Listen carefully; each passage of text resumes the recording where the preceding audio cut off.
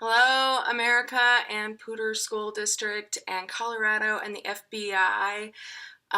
Not sending my kids to school today. Yesterday in Colorado, they basically shut down all the school districts because there was a credible threat. And they say they've got that resolved, but I don't really believe them because it's a story that kind of is shitty. And anyway, my children are too scared to go to school. All night long, I just sat up thinking in terrible anxiety, why? Does this woman's right to walk into a store and buy a gun? And my kids don't have a right to go to school safely. That's the thing about freedom. You have freedom until your freedom infringes on other people. And this gun issue is infringing on students, staff, faculty rights to go to school safely, do their jobs, learn, have an experience of childhood that doesn't involve school shootings being a legitimate risk. My kids this morning said that they were too scared to go to school. My son here, Zach, he came in the middle of the night saying he couldn't sleep because he was afraid of the risk of terrorist shootings in his school. Ainsley woke up this morning and said that none of the kids on Snapchat are going because today's the perfect time to have a shooter, the real shooter, instead of this woman who is a distraction, show up and shoot schools. And I am not making my kids go to school when they're afraid. They did not create the situation which causes fear. America and its absolutely no gun policy, no policies for guns, have created this environment. Not me, not our kids, not sane people who own gun ownership for hunting or personal protection in the form of like a pistol at their house. This is fucking ridiculous. No other country on earth has this problem. Australia, in fact, stopped their free-for-all with guns the first time a shooting happened.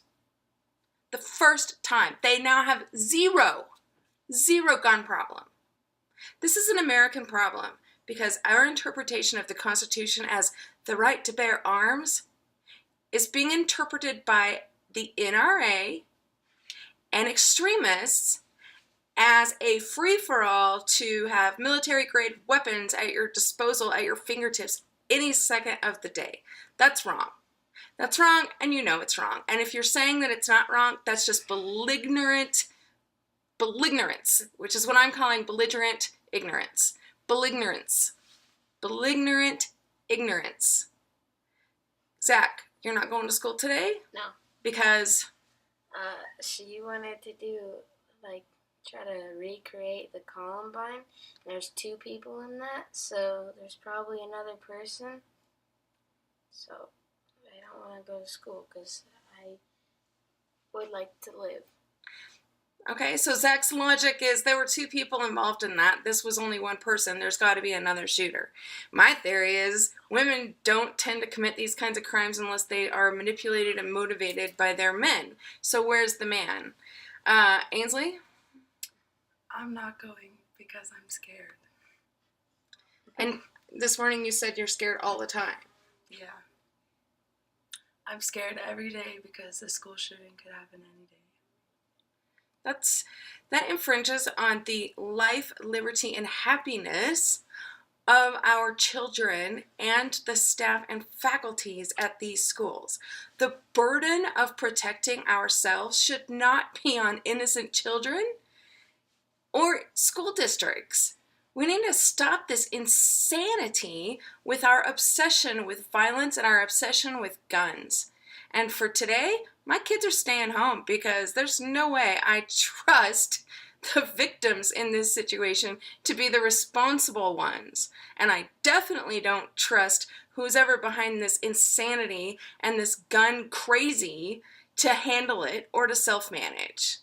All right, I'm Tracee Sioux, Ainsley, Zach. I am from What Would Tracee Sioux Do podcast, and I'm a mom in Colorado saying enough is enough.